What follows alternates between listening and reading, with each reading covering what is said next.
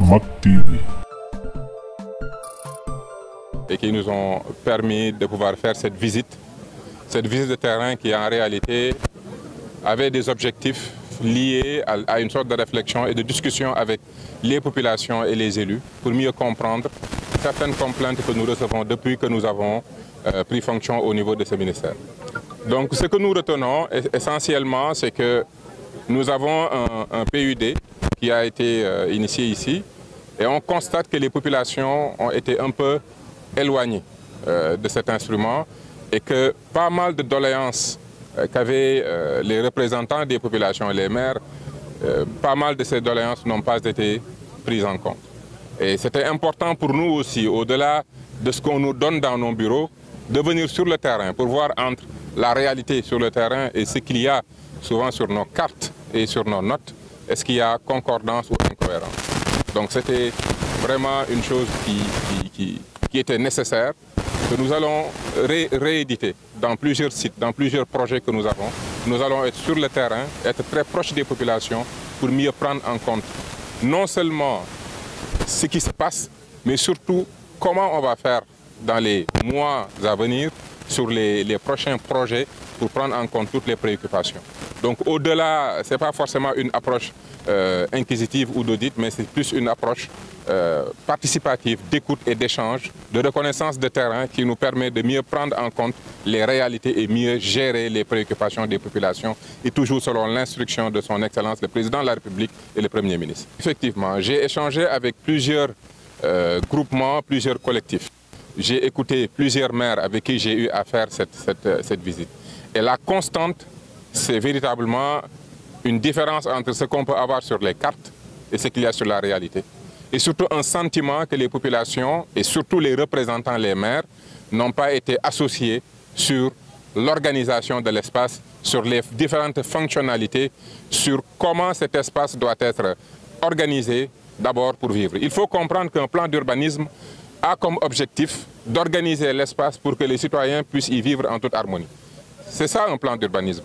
C'est comment penser la circulation par rapport aux gens qui vivent sur le terrain.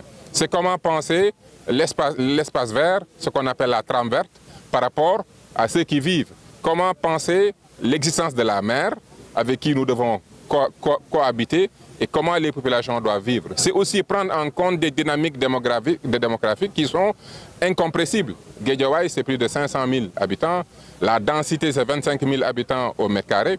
Vous comprendrez que dans cette dimension, la question habitat et le fait de mettre les lotissements à la disposition des populations mais est fondamental.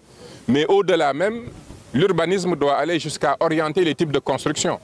Si nous mettons des infrastructures routières comme VDN, autoroutes et tout cela, à côté, il faut favoriser ce qu'on appelle les constructions en hauteur pour permettre à un maximum de population de pouvoir avoir un logement. Donc, même aussi la question des piétons. Comment aider le piéton à ce qu'il puisse circuler de son cadre de vie pour passer sous l'autoroute ou sous les voies pour pouvoir avoir accès à la mer sans pour autant prendre le risque de traverser la route. Toutes ces questions, c'est de l'urbanisme. Et c'est pour ça qu'il est important de venir sur le terrain, de voir ce qui se passe, d'écouter les gens, parce que bon nombre des principes et règles d'urbanisme que nous devons mettre en place doivent provenir des préoccupations et des demandes des populations. C'était ça véritablement les principales instructions que nous avons eu à retenir et c'était vraiment important. Nous remercions les populations pour leur accueil, pour l'écoute. Ça s'est fait de manière vraiment conviviale. On a échangé, discuté sur tous ces points. Ça montre encore une fois qu'au Sénégal, tout se discute. On peut discuter de tout, de tous les problèmes et on peut trouver des solutions. En tout cas, j'ai constaté c'est les mêmes problématiques. Hein. C'est des collectifs de population qui n'ont pas été associés.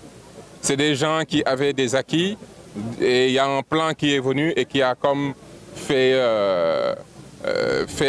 table rase de l'existant. Et ça constitue énormément de frustration. C'est des maires qui vous expriment le fait qu'ils ont découvert un plan et ils ont découvert des choses sur lesquelles ils n'étaient pas informés, ils n'étaient pas associés. C'est vraiment essentiellement, c'est ça qui revient quasiment sur tous les sites que nous avons eu à rencontrer ce matin. Bah, vous savez que les conclusions, ce n'est pas à moi d'en parler. Ce qu'il faut comprendre, c'est l'esprit.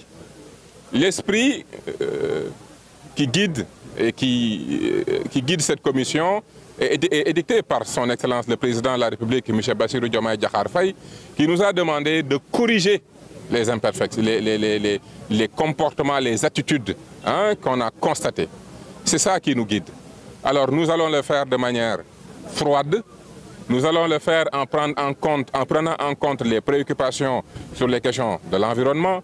Nous allons le faire en prenant en compte les besoins des populations et les données démographiques dont je parlais. Nous allons le faire en prenant en compte les grandes orientations de l'urbanisme, parce que c'est l'urbanisme qui aide les populations à habiter, parce que comme on le dit, l'urbanisme c'est l'art d'habiter. Et ce n'est pas forcément la prédation sur ce que les gens ont déjà. Donc cette commission travaille. Nous avons déjà, comme vous le savez, tiré nos premières conclusions. Bientôt, le Premier ministre Ousmane Sonko va le remettre au Président de la République et nous nous en tiendrons à ses instructions.